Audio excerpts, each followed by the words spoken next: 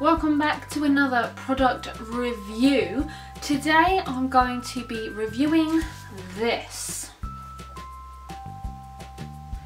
And I have been trying this out in my spare time. This is Strathmore Bristol board, the vellum kind, and with the Strathmore Bristol board you can get two kinds.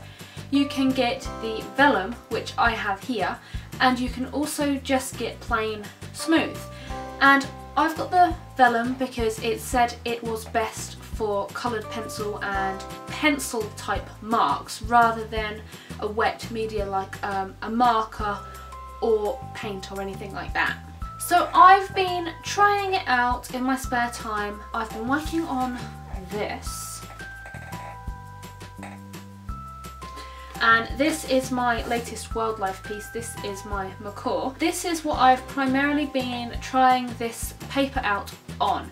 So I've been using coloured pencils on this paper. I've got to say, it's a pretty remarkable kind of paper. It's a little different to my Fabriano paper, the Fabriano Artistico £140 extra smooth, extra white. Is a bit different to that paper in the fact that when I first opened this pad up, it had like no texture, no tooth. The description said vellum, it has a slight tooth, and I was expecting like a few little raised marks like the Fabriano does. But it had nothing like that. It is smooth as a baby's bum. When I originally opened this, I thought, this is smooth. This is not vellum. This has no tooth. This is not going to work for coloured pencil. I persevered with it. I took out my coloured pencils and my graphite pencils and I started to lay down the outline of my macaw. Graphite pencil on this is amazing. I laid down my pencil, I made a few mistakes and I made a few smudges. And the way that graphite erases off of this paper is immense. I didn't have to hardly erase at all. I didn't have to put any pressure through my eraser to erase those marks and mistakes. They just came away. I was really amazed with how well graphite erased off this paper. So I started then laying down my coloured pencils, and again, as this paper really doesn't have that much of a tooth which is visible, when you start layering down your coloured pencils, the layers take really well. I was really surprised by this paper. I didn't think I was going to get as many layers as I could with the Fabriano because this paper feels a lot more like cartridge paper than it does an actual professional drawing paper. So I was really surprised, and I've got on this part of my macaw, I've only done this much, but on that part of my macaw I managed to put so many layers down. I'm really surprised. It erases really well. It also erases coloured pencil really well as well. I did test that out on a scrap piece of paper after I'd erased the graphite, and coloured pencil erases off of it just as well. Really good for erasing and really good for layering. The texture and the like pliability of this paper is good. Compared to the Fabriano, this one's a Fabriano. And the Fabriano bends quite easily, whereas the Bristol board doesn't bend as easy as this one. So it's a little more sturdy, which is good. I like that. Now again, this Bristol board is a lot smoother than the Fabriano. When you touch the Fabriano, you can feel the texture of the paper, but when you touch this one, it is just so smooth, which is why it's a bit misleading that it's vellum, because it's so smooth. But regardless of the smoothness, it almost acts the same way as the Fabriano, and that's great if you wanted to try out different papers. The way that the Bristol board takes coloured pencils, they actually go down a lot smoother than on the Fabriano. So when I'm using my oil-based colours, they go on and feel like I'm using a wax-based pencil, and I like that because I like the smoothness of a wax-based pencil. Layering everything onto the Bristol board is really smooth. It's ultra fine. You don't get any of the paper texture showing through or anything like you do on the Fabriano, where you have to layer a little bit more. So if you're looking for a paper that doesn't require you to layer as much, then the Bristol board does that. I tried out using my solvents on both of these paper, and I tried both the Gamsol solvent and my Zest-It pencil blend solvent. I tried both of these solvents on both papers to see how they compare. The Bristol board, the vellum isn't really designed for wet media, so I didn't expect it to perform as well as the Fabriano, but I think it actually maybe performed a lot better. When I put my blenders on the Fabriano, at first it made it go quite transparent, and it took a while for that transparency to disappear. But on the Bristol board it didn't go as transparent, and it didn't take quite as long for it to disappear. Bearing in mind that it says it's not suitable for wet medium, the vellum kind, it took the use of my solvents very well. Albeit I'm not using much liquid when I'm blending with solvents, I'm only using a tiny amount. But it takes it so well, so I'm really impressed with that. The colour of the Bristol board compared to the Fabriano. The Bristol board is a lot more white, so if you want a paper that has a very high white finish, the Bristol board is better than the Fabriano at that.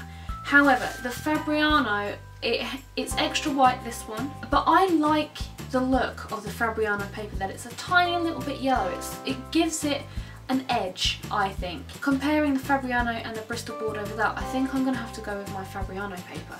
There's nothing wrong with the whiteness of the Bristol board, it's just my personal preference that I prefer a little tinge of yellow than pure white.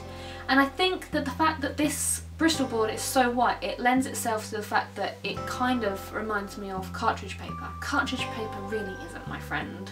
Comparing the thicknesses of these two papers, they are pretty much identical. The Bristol board might be a little bit thicker than the Fabriano, and I think that's also why the Bristol board bends less than the Fabriano. But the thickness of both papers and the Bristol board is exceptional. There's not really anything bad that I can say about the Bristol board. I was expecting, as I've only used the Fabriano professional, like artist quality paper, as I've only ever used this paper really and not experimented with other papers, I wasn't expecting much, because people have told me in the past Fabriano is just dirt of paper. So when I was looking at other papers to try, the Strathmore Bristol board I didn't think was going to live up to my expectations that the Fabriano had held. All in all, I think it has totally exceeded my expectations when using for coloured pencils. I have tried the Bristol board, I have some pro markers, and I've tried my pro markers on that. This is what I came up with. It's a little tiny robin in pro markers. The markers are quite a wet medium, so I wasn't expecting it to perform good. The markers on this paper are really bright. Bearing in mind it says it's for dry media, the vellum, it absorbs so well. You really can't fault it in its absorbency. On the back of my robin there is a little bit bleeding, but it's the back. Who really cares? Not me. I also tried out the markers. I didn't draw a picture, I just tried them out colour wise on the Fabriano. The Fabriano holds it quite well as well. So comparing the two papers, they're pretty much of similar, identical quality. I know a lot of people and artists use the Bristol board, and I can completely understand why. It is a top quality paper. I really can't fault it in any way. If I was to do some further testing, I might stumble across something that irks me about this paper that I really don't like, but at the moment I've been using it for a few different things as well as my liqueur. I can't really fault this paper. It's a really top dollar, top standard paper. So if you're looking for a good quality paper to use, definitely the Bristol board is a really good paper, and that's all I have to say about this paper. It's brilliant. The weight of this paper is 100 pounds, so it's a little less heavy than the Fabriano. The Fabriano is £140, and this is 100, so it's just a little bit less heavier weight of a paper. This Bristol board is also 270 GM squared, so it's not quite as good as the Fabriano in that respect either.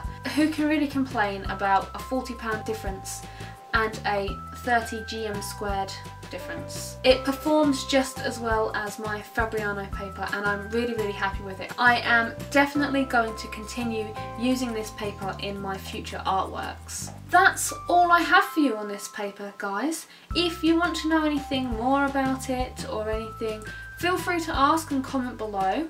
If you haven't done so already, please subscribe to my channel. If you like this video, please leave me a little thumbs up, and if you don't, then please don't leave me a thumbs down.